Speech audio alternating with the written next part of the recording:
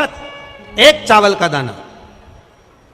गर्भाशय में गांठ हो गई, डॉक्टर को दिखाया, गर्भाशय में बच्चादानी के अंतर्गत गांठ पड़ गई, गर्भाशय में गांठ पड़ गई, बड़ी तकलीफ की जिंदगी जी रही है, डॉक्टर कह रहे हैं ऑपरेशन करवाओ, डॉक्टर कह रहे हैं ऑपरेशन करवाना पड़ेगा। एक बार मेरे भोलेनाथ पर जल चढ़ाना प्रारंभ करो, एक चावल का दाना। अशोक सुंदरी की जगह मालूम है ना सबको?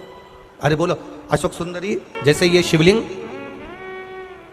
ये जलाधारी गोल माता पार्वती जी का हस्त कमल, यहां से जो जल बहता है, इधर गणेश जी का सीधे हाथ पर स्थान, इधर कार्तिकेय जी का स्थान, बीच में मोटी सी एक लाइन होती है शिवलिंग के सामने, वो अशोक सुंदरी का स्थान।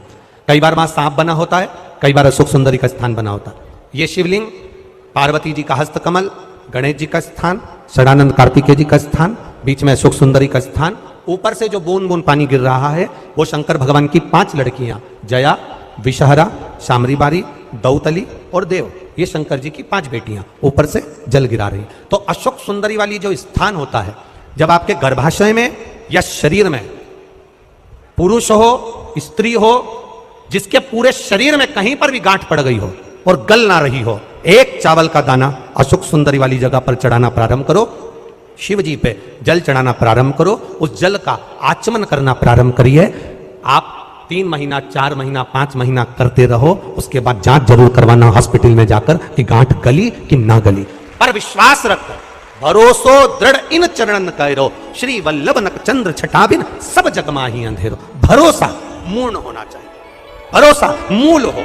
हमारा अगर विश्वास नहीं है तो फिर भगवान भी नहीं है। मानो तो मैं गंगा मां हूं, ना मानो तो बहता पानी। आपका अगर भरोसा कहता है कि मैंने जल चढ़ाया और मेरा महादेव सुनेगा, आपने सोच लिया कि मेरा महादेव सुनेगा, तो महादेव सुनेगा। आप अगर एक लोटा जल भगवान शिव को समर्पित कर रहे हो, आप एक बेलपत्र भगवान शंकर को समर्पित कर रहे हो, आप एक शमी का पत्ता भी भगवान शंकर को समर्पित कर रहे हो, आप भगवान शंकर का पंचानंद स्नान करा रहे हो, आप भगवान शंकर के मंदिर का शिखर दर्शन कर रहे हो, आप भगवान शंकर के मंदिर में जाकर झाड़ू लगा रहे हो, पोछा लगा रहे हो, सफाई कर रहे हो, तो भी तुम्हारी चित्तवृत्ति में रहना चाहिए कि जब किसी पर दुख की घड़ी आए, किसी पर तकलीफ आए, किसी पर कष्ट आए, हमारा करा गया पुण्य हम उसके खाते में दे सकते हैं। हम अपने पुण्य को दूसरे के खाते में प्रदान कर। बेलपत्र जरा ध्यान देना हो, ये बेलपत्र जो होता है,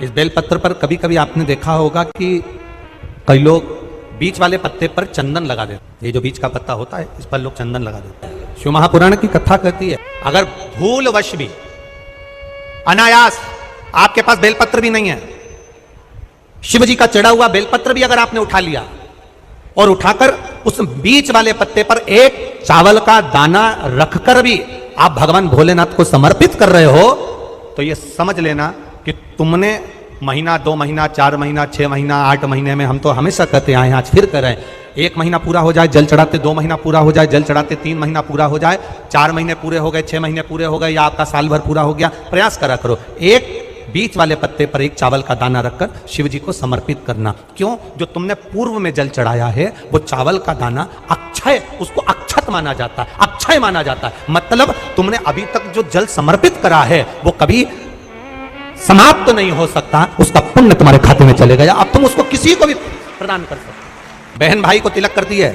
रक्षाबंधन पर, माथे पर तिलक लगाने के बाद में चावल लगाती कि नहीं लगाती? बोलो, जम के बोलो जरा। लगाती है? बोलते जाओ जरा। लगाती है, ठीक है।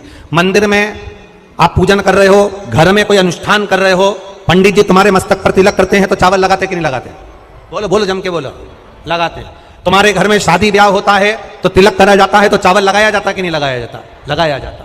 सब समय पर चावल, मस्तक पर कंकु का तिलक, चंदन का तिलक, जो भी तिलक तुम्हारे मस्तक पर लगा है, कोई अगर लगाएगा शुभ कार्य में तो चावल जरूर लगाएगा। बस एक कार्य ऐसा होता है जिस समय पर मस्तक पर तिलक करा जाता है पर चावल नहीं लगाया जाता। एक समय ऐसा होता है जिस समय तिलक करा जाता है पर चावल नहीं लगाया जाता।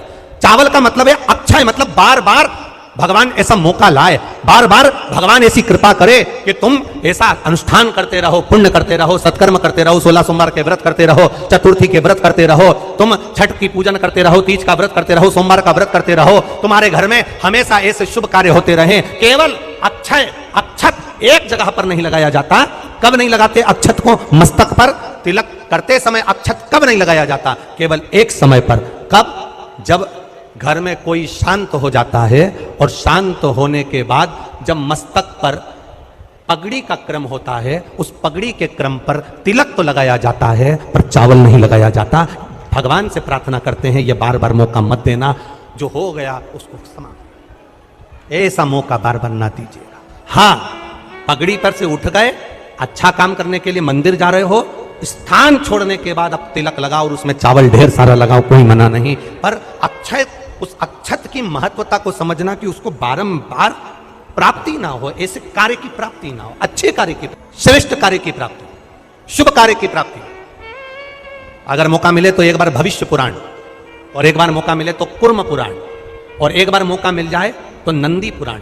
ये 3 पुराणों का स्मरण करना, इसमें आपको अक्षत की महत्वता प्राप्त हो। भविष्य पुराण, कुर्म पुराण और नंदी पुराण, इन 3 पुराणों में आपको अक्षत की महत्वता प्राप्त होगी कि चावल की महत्वता क्या है। एक चावल का दाना जब अशोक सुंदरी वाली जगह पर चढ़ाया जाता है, एक चावल का दाना अशोक सुंदरी वाली जगह पर चढ़ाया जाता है। हम माताओं से हमेशा कहते हुए आए हैं, आज फिर निवेदन करेंगे, जिस माता के गर्भाशय में गांठ हो गई हो, जिस माता के गर्भाशय में गठान पड़ गई हो, एक पत्र आया उसको भी ध्यान दीजिए, इसका वर्णन करते हैं।